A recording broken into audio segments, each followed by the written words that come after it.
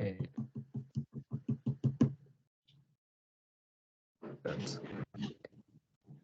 there we go.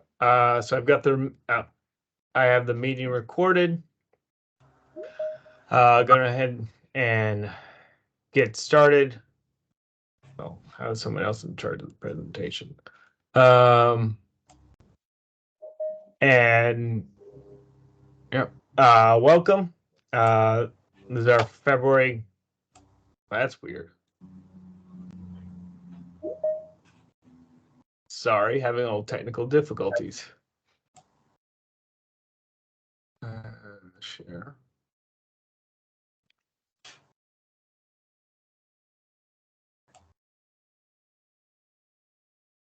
There we go. All right. Second time. Welcome. This is our February meeting for the Hudson Park Neighborhood Association. I'm Tel Rabb, president of the association. Get right into our officer reports. We'll start with mine. So Stoop had an initial meeting with Center Square on the Stoop Stroll for this year. That was this past January 30th.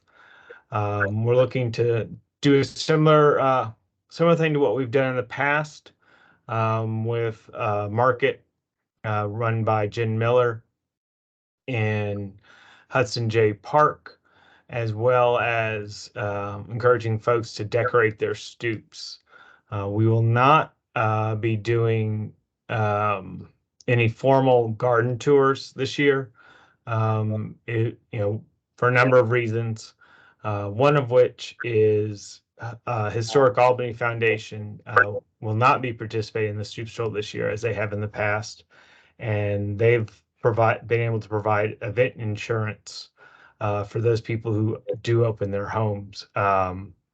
And since they won't be participating this year, we're not going to be able to offer that at this time, but that is something we are looking into. We're also going to be looking to work with the bid and restaurants on a couple options to try and make sure there's food and other activities along Lark Street at the same time. And definitely as we get more information and more into the planning, I'll keep folks updated. Next thing on the topic is the Lark Street infrastructure project. We had the public meeting February 1st, or the city had its public meeting February 1st, where it detailed its plans for how it's going to build out the infrastructure, largely focusing on the roads. They will be paving over the cobblestone, or removing and then resurfacing the street.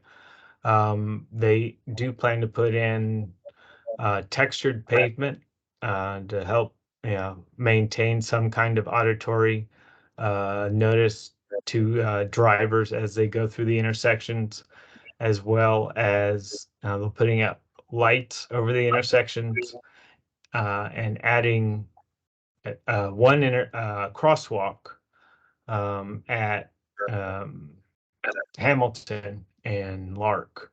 So where there isn't one now, and then each of the intersections and crosswalks, they'll do bump outs into the street to narrow those the roadway to further discourage drivers from going too fast.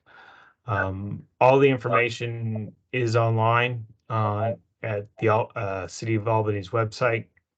I've got it up on the screen. And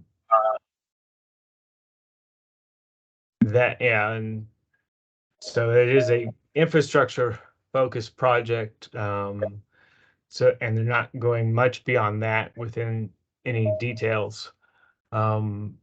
As well, met with Gabriela Romero and other folks, Square Association and other neighborhoods late last month. We did discuss trash removal, which I know is something folks are going to be wanting to talk about later. And right now, those plans are still nascent. I know Gabriela is talking to DGS and looking at some new legislation, but as yet she doesn't have any draft legislation for anyone to comment on. And then as well, she announced that beginning March 1st, APD will be starting a program on Lark Street where for, I believe it's nonviolent calls, APD and a social worker will come out to try assess the situation and, hopefully have it come to a peaceful resolution, which may or may not end in an arrest. Those are the major updates.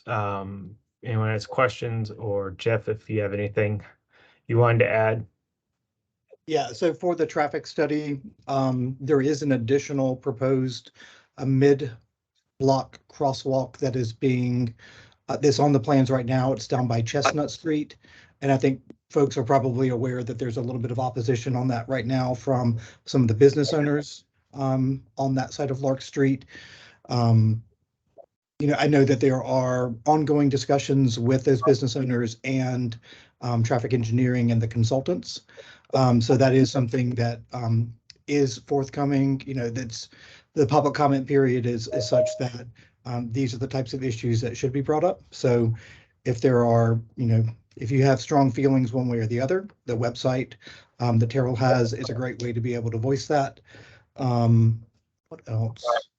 Yeah, like for example, I know that there is some discussion around the curb bump outs and some very minor changes on the radius that actually would add additional parking as opposed to removing parking.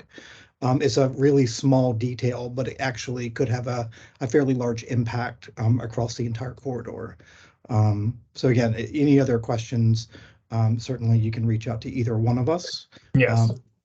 Or and yeah, and actually, I also forgot to mention the city is planning to extend the Dana Park Island as well as part of the construction project, which will provide narrowing the crosswalk time for an individual pedestrian who's actually crossing at the two crosswalks there.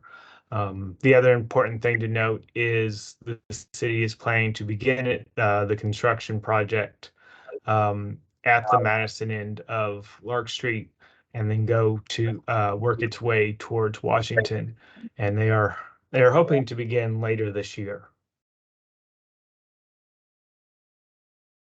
Okay. Keith. Yes. Actually, before we get into the treasurer's report, I had a question about the Scoop Stroll. Terrell, you said that Yes. Historic Company won't be participating this year. Did they say why? They said that, they didn't get a particularly good return on investment from the last couple of years. That being said, Hudson Park and Center Square have, very much gotten excellent returns on investment, and we're encouraged to keep up the program, which has been popular, and we'll certainly work with the city to make sure we still can, and that's usually a partnership with or has been with Gabriella the last couple of years, and people keep coming on. And so, we be looking to extend that. And and last year we didn't have the bid participate. They weren't in a position to do so. We're hoping that this year, with new management over there, we might find some additional opportunities with them as well. Hey, just jumping in really quick. My name is Ella. I'm actually a member of the association. I live on Hamilton Street, but I'm also the new executive director of the Lark Street bid. Hi, Ella. So happy to say hi to everybody tonight. And I somehow lost the call and missed just what you said right before you said, hoping the bid can help. So yes. I'm happy to help with anything and open to ideas and all sorts of collaboration. I was speaking about the stoop stroll, which I believe Jackie Ring was going to reach out to you about a couple options, and obviously we will reach out to you as our own plans get more specific. And I the met with Jackie a few weeks ago to kind of talk initial ideas. I do have some ideas I think could work for that weekend. So yeah, absolutely happy to meet and go through some stuff and make it a success. Great, thanks. And just a reminder, folks, if you aren't speaking, to go ahead and mute your mic.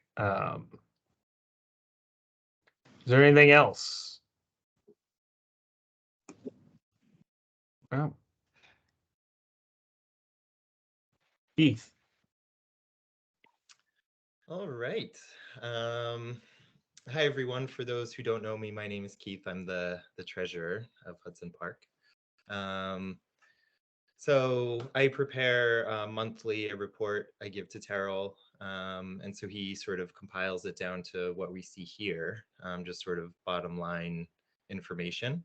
So on the left side is our assets.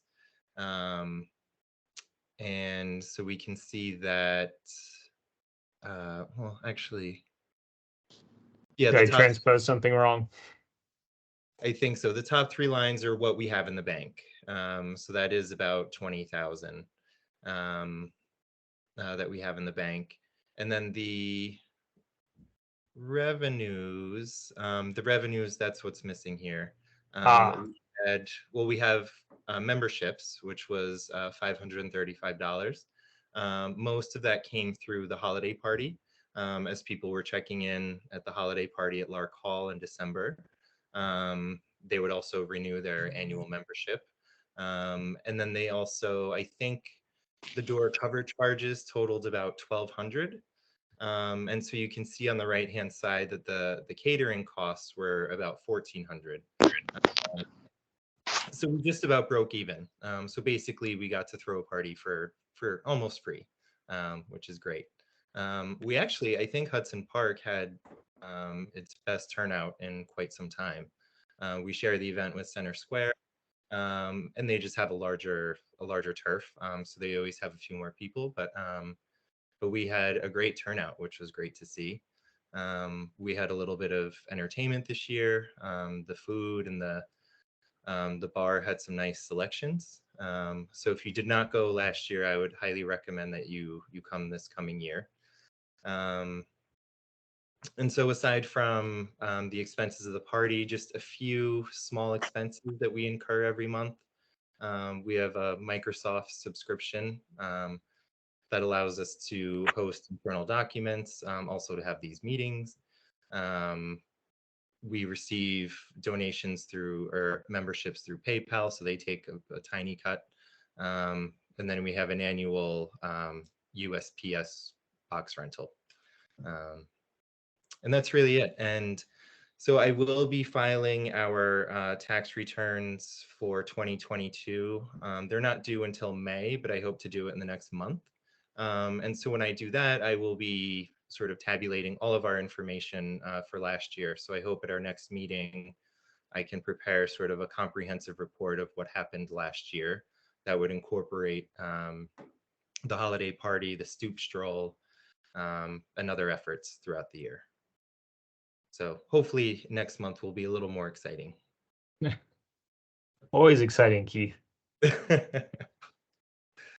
No, thank you. And I also would like to plug thank Keith for, arranging the music at the holiday party. It was an excellent show. And, it's a party we've been doing. Hudson Park and Center Square have been putting on for really at least since I think I've been in the neighborhood, which is about 18 years, probably longer. It's always great fun. Any questions? No. carry. So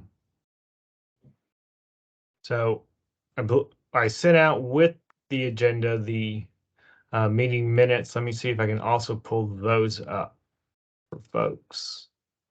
I have a very hard time putting them on the slide because I can't read them once I do. Let's see.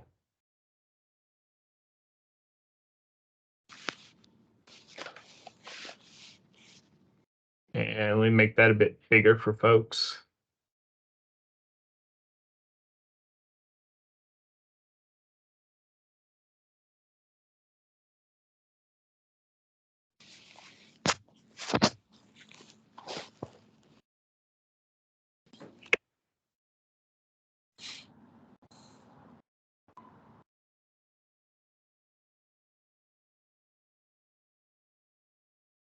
Any amendments? I'd like to make a motion to accept the minutes. I will second that. All in favor? Or any opposed? That'll be easier. Seeing none, believe those are accepted. Let me get back to presentation.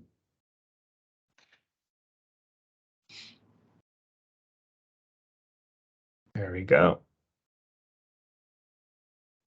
And with that, I wanted to open up the floor to Marie Bruschi, who wanted to speak about short-term rentals in the neighborhood.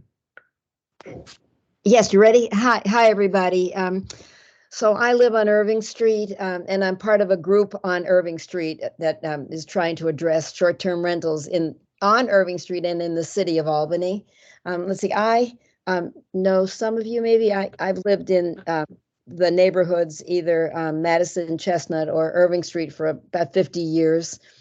And I do think this is one of the biggest issues we've had. It's a big one. And we just we kind of got clued in accidentally because one of the three short-term rentals on Irving Street, one of the three short-term rentals on Irving Street was not handling their garbage correctly. So they were literally just heaving garbage bags out of the front door and leaving them there and not bringing them to the curb on garbage day. So we complained about that, found out it was a Airbnb owned by a LLC, managed by a man who manages something like 20 of them, who just didn't know nothing and couldn't take care of anything until he was forced to. There are also two other Airbnbs on Irving Street. And we have decided that they're really out of control in the city of Albany. There's probably over 100 of them. They're unregulated. So our group is pushing for a moratorium, if that's possible, but there's no control on them now, of Airbnbs. And then legislation to register them and cap them in the city. And there's lots of other municipalities and localities in the state of New York and nationwide who are already way ahead of us on this. I think it's a really a big quality of life issue. I mean, we don't want our neighborhood to be filled with people who come and go in the middle of the night, double park, don't follow the rules. We never know who they are. And well, other people have other points to make actually that are pretty good. I think if you don't mind, Daryl, do you have something ready to say too? Hey, Daryl. I do, and yes, thank you very much. I was having trouble unmuting, but if you can hear me, are you able to hear me? Yes. Yes. Thank you. Hi, neighbors. My name is Daryl McGrath. I live at 6 Irving Street and I own my house. I'm going to be very brief. I'm going to just say that I completely support my neighbors on Irving Street. Everything that Marie said, I'm on board with. And I will be speaking, as I believe some others will, at the Common Council meeting, which is going to be Thursday, February 23rd, instead of Monday because of the holiday. And I am encouraging as many neighbors as we can get out there to show up at the Common Council meeting and speak in support of a moratorium. We have been through a lot on our street, and I think that is a common situation. Thank you. Hi. I'd also like to speak on this topic. I'm Nancy Goody. My husband, Greg Bell, and I own 10 Irving. And I am continuing the topic here of, the short-term rentals. And it's not just Airbnbs. It's actually vacation rental by owners. I mean, we're generically using the term Airbnb, but in fact, it's short-term rentals. We are going to be requesting a moratorium from the city on allowing any more of these. Coxsackie already is ahead of us on this. We have been doing research. There are communities, as Marie said, around the country that have already confronted this.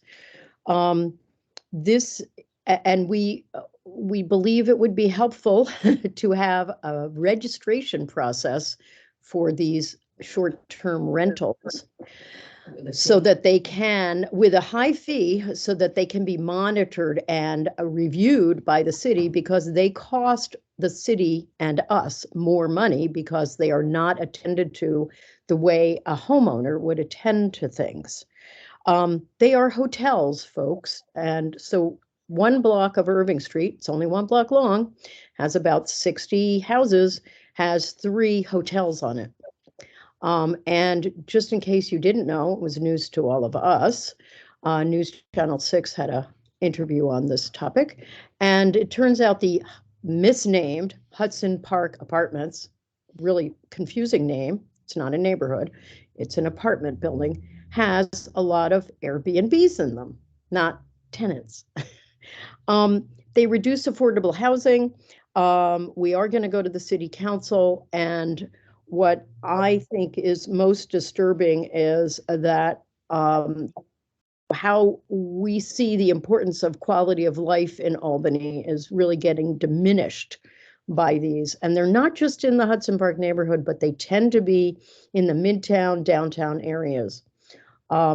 There are, as Marie said, over 100 of them that we can find quickly, but it's not your mom and pop's business. That's probably the most startling part of this. It's a huge industry out there. And there is a new Airbnb that just popped up on Jefferson Street, and it is run by a company called Evolve. I looked them up. They have 855 Airbnbs for you to choose from. This is not your mom and pop's little business on the side. Thank you very much. Yeah, I'd like to speak up. May I add just one thing very quickly? One of the reasons we're going to ask for the moratorium. I'm sorry. Just finish your point, and then I believe Jared wanted to speak. Oh, is Jared there? Jared. Oh, He's Oh, there. I'm sorry. I didn't realize our group was not done. Yeah, okay. One of the reasons we're going to ask for the moratorium, concerned that as word gets out that the city is going to take action on this, some of these companies are going to start aggressively buying up buildings and trying to convert them fast. Thank you. Done. Jared? Yeah, so it seems like you do too. Nancy, you already know me. It seems like, I'm not sure if we talked before, but it's nice to meet you all. So as you're probably aware, it seems like you do have some knowledge of me. I am a Airbnb host, and I also live in the property here, right? So I have a vested interest in my property looking good and it looking good in the neighborhood. And like you've mentioned, I don't believe that Airbnb is the problem. I do believe that the management companies are the issue. You've mentioned it a few times now. These management companies are coming in and they are buying a property and making it unaffordable for individuals. I do agree that that is an issue, and I support you on that. But the owner-occupied Airbnbs, right, the ones where I want it to look good, I care about the street, I don't think a moratorium is the right action there. I think, you know, it's unfair because it is an aspect of my income, right? It helps with my living here. And I care about the street. I love the Albany area and I want it to, you know, flourish. And I bring in guests from all over, never had a problem with them, always take care of the garbage. And they're always so happy to go to different restaurants and things to do in the area. I'm always making recommendations. So I think there has to be some sort of middle ground here. I do agree. The management companies are ruining it for the smaller guys, but a full-on moratorium is a little extreme, in my opinion. Jared, can I just comment? Because I think our group is just a bunch of neighbors. We're not professionals, but I what we meant by moratorium and what like the village of Coxsackie now means by moratorium is no additional short-term rentals. Don't and that is Yes, hard thank because you. none of them in Albany are registered anyway. So no additional ones, and then maybe retroactively make everybody register like you and register and then pay fees. But nobody, if you're interpreting this as meaning we want you to stop, of course not. Okay. Well, yeah, just a moratorium is a you know, a probation, like you're not able to do it anymore. So I just wanted to make sure that we got a good understanding of that. No, no. like a time period where there will be no more. No, and that's Okay. very good. And in Coxsackie, years ago, 2005 or something, they made a law controlling Airbnb, short-term rentals and having a registration.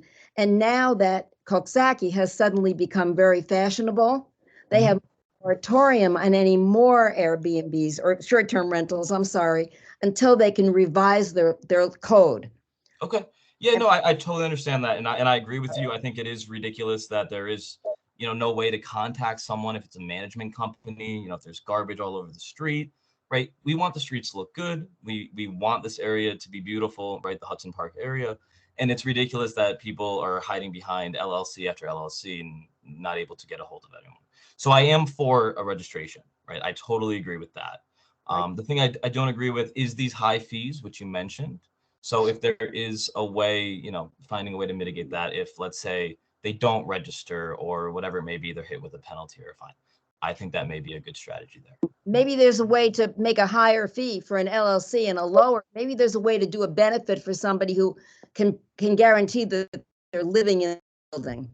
Yeah, I think that's great because I live in the unit below and I rent out the unit above, and you know, I've never had any issues. Neighbors, I've told them that it's an Airbnb too. They've never had any issue with it. I make sure the garbage is organized and taken care of. Good. Because That's great. Just sorry to jump in. I wanted to, Rahul, did you have a comment? Saw your hand for a moment. Who? Rahul? There's somebody RD, but Greg also wants to speak. Yeah, Greg Bell wants to speak too. Yeah. All right, Greg. Before I say what I was going to say, can Jared tell us where his Airbnb is? I'd rather not in the certain circumstances because I don't know who else is on the phone, on the call. So just for security reasons, I would appreciate that. So are you in the city of Albany? That is correct. Yep. So I'm in the Hudson Park area. In the Hudson Park neighborhood? Correct. Yes. Oh, that's all. Okay. It's not very reassuring to hear you say that because it undermines all of your other talk about responsibility. It certainly doesn't sound very responsible to not identify where you are running your business on the backs of our neighborhood. I think that's a little unfair to come at me like that. I deserve my privacy. Now, I don't live on Irving Street. I can promise you that. You can go ahead and look me up. It's, you know, public information. But I don't live on Irving Street, and I'm not the one dealing with that. I don't have an LLC. It's an owner occupied. I live here. I manage it myself. And yeah. So. And Ella, did you have something? I have comments I would like to make. Yeah, Greg Bell, seconds worth of comments. For those of you who don't know me, I was the very first president of the Hudson Park Neighborhood Association. And this is, as has been noted somewhere in the association business, this year is the 50th anniversary of the founding of our organization. So I think there should be some sort of commemorating of that, although I don't want to get into that right now, but I'm very happy at this point to be seeing the association still functioning and fighting the good fight.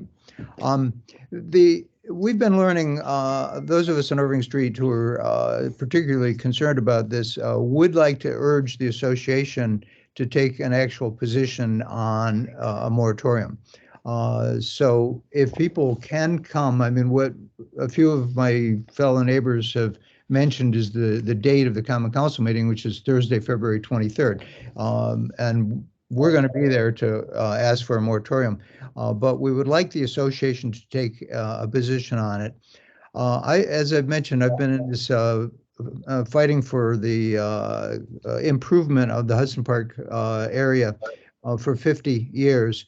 And I see this as one of the top 3 threats that have happened in that entire time.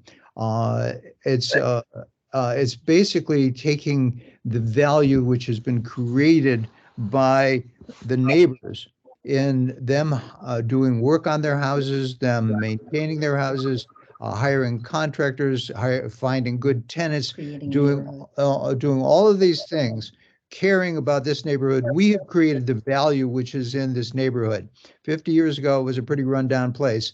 And the only reason that Airbnb and vacation rental by owner are interested in being in our neighborhood is because, as we just heard, it's a desirable place. Well, why is it a desirable place? It's because of things that we have done and what the business community has done on Lark Street and various reasons. They're not going into really terrible neighborhoods. They are taking away from our neighborhood. They are not contributing to it, and they are running a commercial business. We have zoning which prohibits commercial businesses. We have endless commercial businesses that could be in the neighborhood. There could be, who knows, a truck repair service. Is that allowed? No. There's zoning that prohibits that. We could have a coal mine in the neighborhood. Is that allowed? No. It's There prohibited. aren't coal mines in the neighborhood. Pardon? So there are no coal mines in the neighborhood. Well, I know, but if somebody wanted to have one, they couldn't. And my point is that zoning is the backdrop. Regulation of this particular set of business is another topic than zoning. But the underlying core of what is and is not allowed in parts of the city is the zoning law.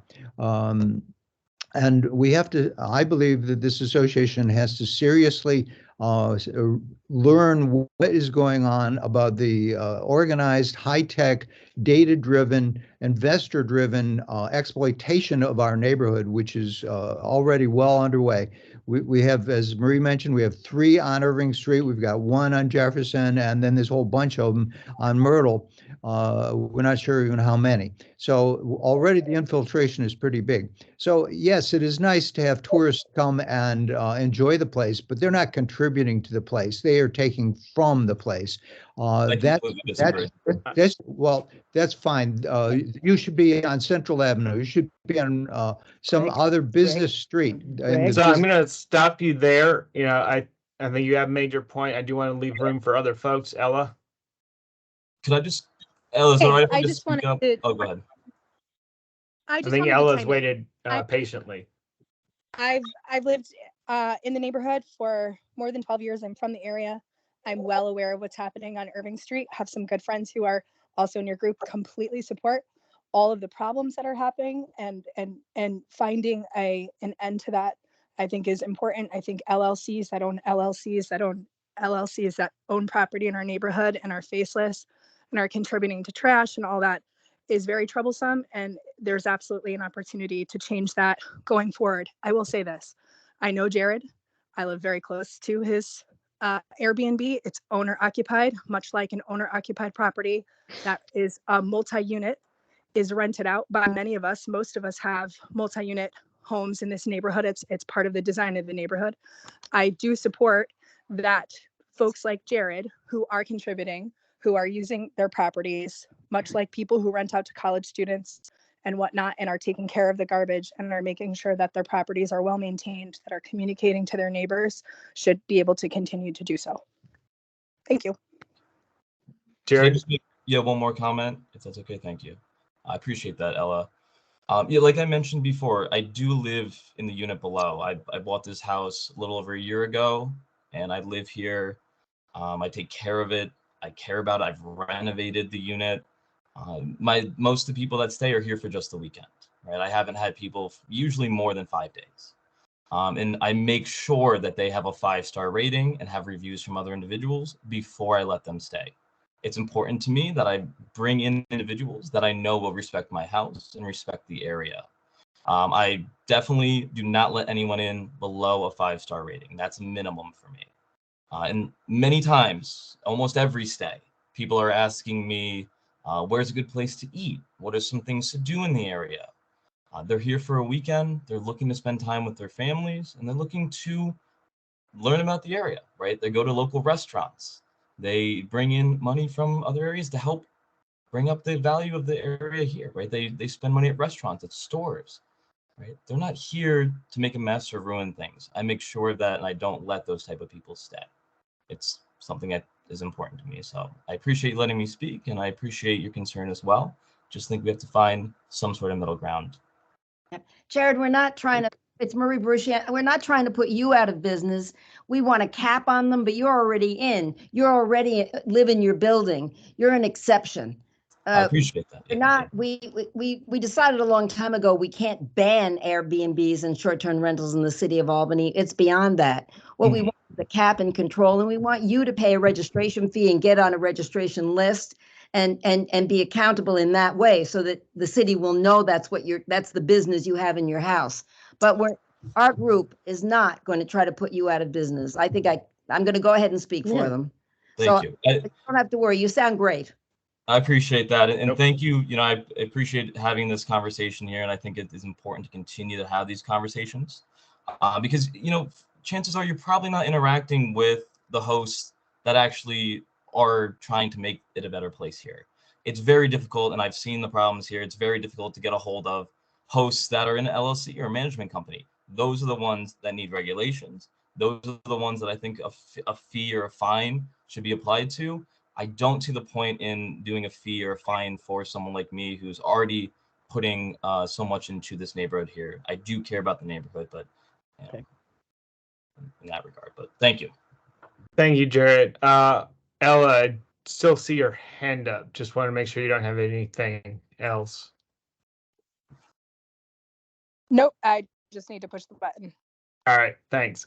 Rich, Berkeley. Yep, thanks, Terrell. I just want to make one observation because I'm not involved in this discussion and don't do zoning. I'm not on the zoning board anymore, but I want to remind everybody that land use issues should not be decided upon personality or upon how much we like someone or that they run their business well now, because land uses stay forever, and the person that you like now and gets an approval or is grandfathered in can be replaced by someone else later. And I agree essentially with Jared, and with what you're saying, which is I don't see any attempt to try and get rid of the people who are here other than to get them onto some kind of a regulatory regime so that the city can check and make sure that the buildings are safe for short-term rentals, and that whatever additional impact on the infrastructure that you have by rotating people through on a faster basis than just having people live there is taken into account. That's it for me. Thank you. Comments from anyone else? I just have one quick question for the folks who are requesting the moratorium. You've mentioned trash as the issue. Are there other issues like noise or anything like that? Go ahead. No. I could speak to that briefly, and I don't want to Just do it. cut in if my neighbor wanted to to answer. Daryl? Okay, I'll say very quickly, because I was dealing with this issue easily a year ago with Marie. We were trying to get the city's attention to the one particular Airbnb in our street. And one of our, well, we have several concerns. In addition to the trash, we believe that this house has been packed with far more people than should legally be in it under these conditions. There is no code by the city to cover this, and we have reason to believe that there have been people sleeping in this house way beyond what would be considered legal capacity if the house was rented as an apartment. There are definitions of what constitutes a bedroom under the city code, and the parking has been an issue where vehicles have been parked in unusual places, shall we say.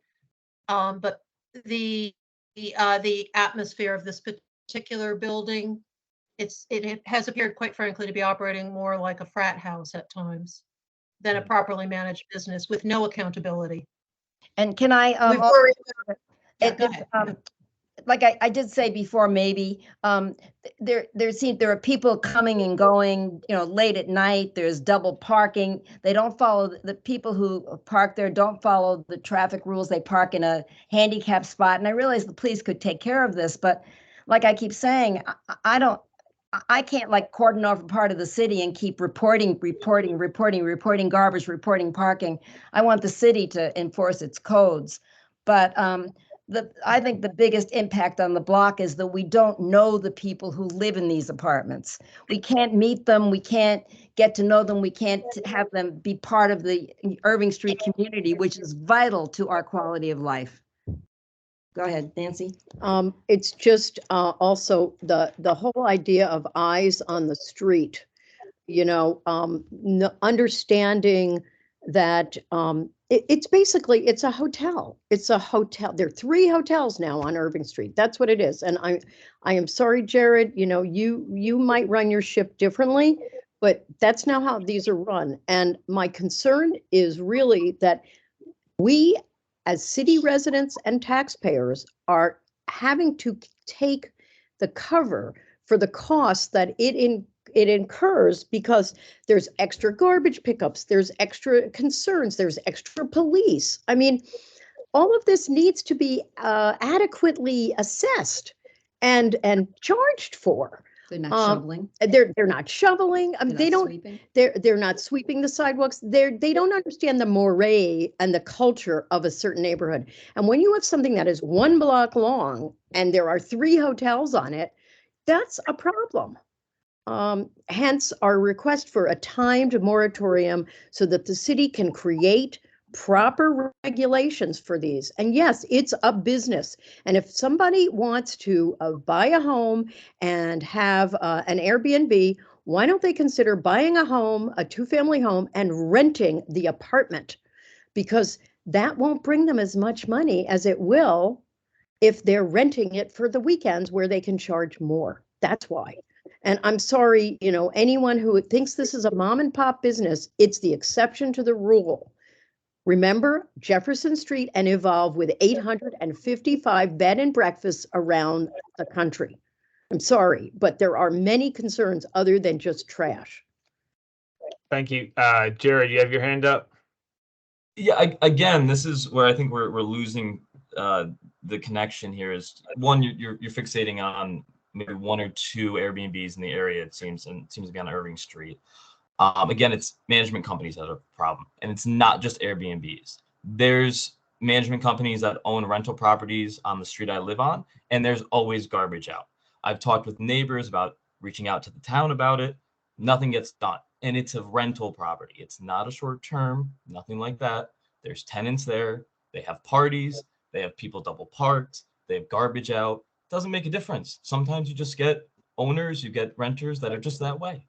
And having, us shutting everything down for Airbnb doesn't make sense. Why don't we deal with the actual problem, which is the management companies?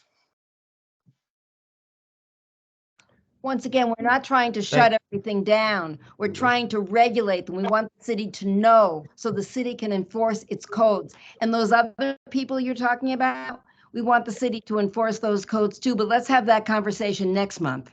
And go ahead, Greg. Well, I will say, as a matter of going before the city, it makes sense to, when an issue is shared between businesses, addressing the issue, trash being one of them. I think that's something it's time for the city to update their codes on.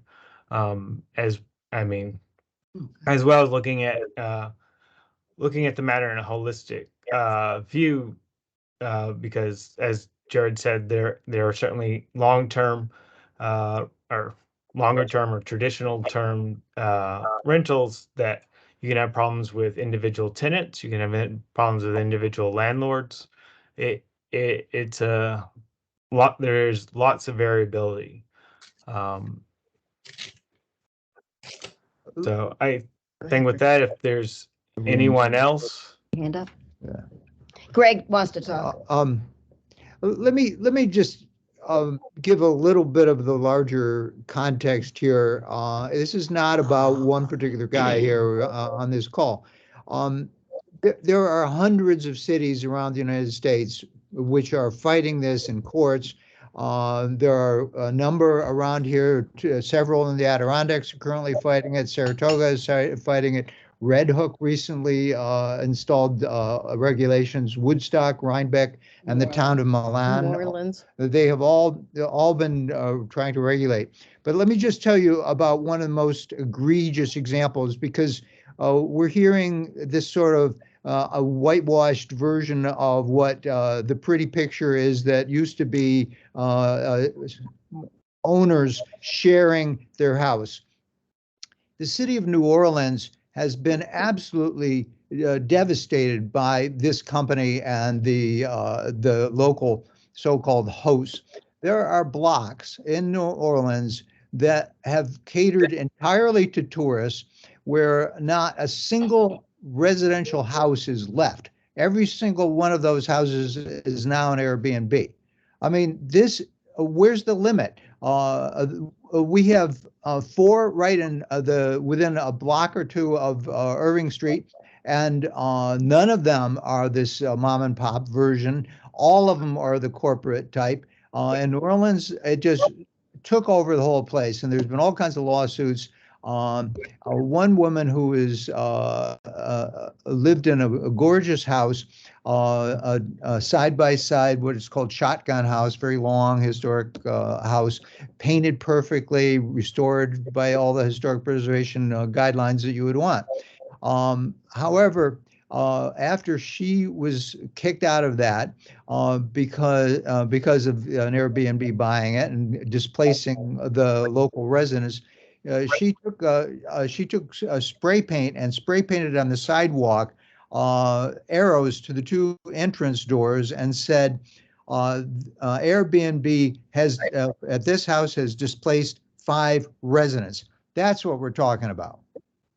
I totally understand that. And again, the issue isn't the owners, the issue is the management companies, right? So if it's an owner-occupied situation, I know you mentioned it's not the individuals that you're trying to go after. I get that, but you're referencing Airbnb as a whole, like all Airbnb hosts. There needs to be regulation. There needs to be this and that. That's not the problem. Airbnb isn't the issue. It's the management companies that are coming in and buying up these properties. There needs to be regulation there, and I 100% agree with you on that. Carrie, and I think we may need to close down the conversation because it seems for the evening. Carrie? Yeah. Hi, thank you, Terrell. I have a question. Who is Yes. Alex and Aaron? I'm sorry, I didn't hear your question, Carrie. My question is for the notes here. Alex and Aaron. Hi, Carrie. It's Alex Richard and Aaron Coble on Hamilton Street. Thank you. That's all I needed. Thanks, Terrell. Thanks. So, I think, we've certainly had a good discussion, and it, further discussion may be warranted if there are specific proposals, to consider language. I encourage folks to bring that to the listserv so that it can be looked at in more detail, and folks can provide comments in that way.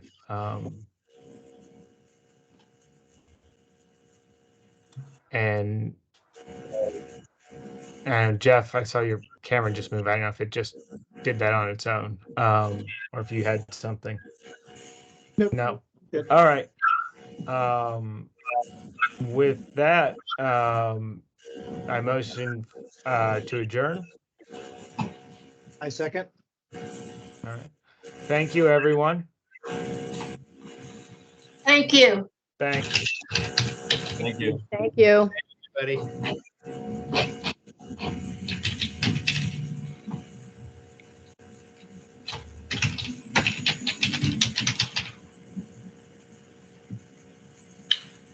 Hey, Terrell, are you still there? Or Keith? Yes, I am. Anybody who's still here? Do you know how to spell those two people's names? Reichart, I-C-H-A-R-T? I really don't know. Okay. I'm trying to look back through my old notes and I don't actually see them on there. Yeah, they weren't familiar to me. All right. Mostly I just wanted to try and end that conversation. Yeah. So how are you doing? Good. Yeah, I feel like I haven't seen you in a while. Yeah, I think the last I remember about you was you couldn't come to the meeting because your tooth was like imploding. Oh yeah, that was a great time. All better now though. Super. Yes, well, I'll see you around, I guess. Yeah, sounds good. All right. Bye. Bye.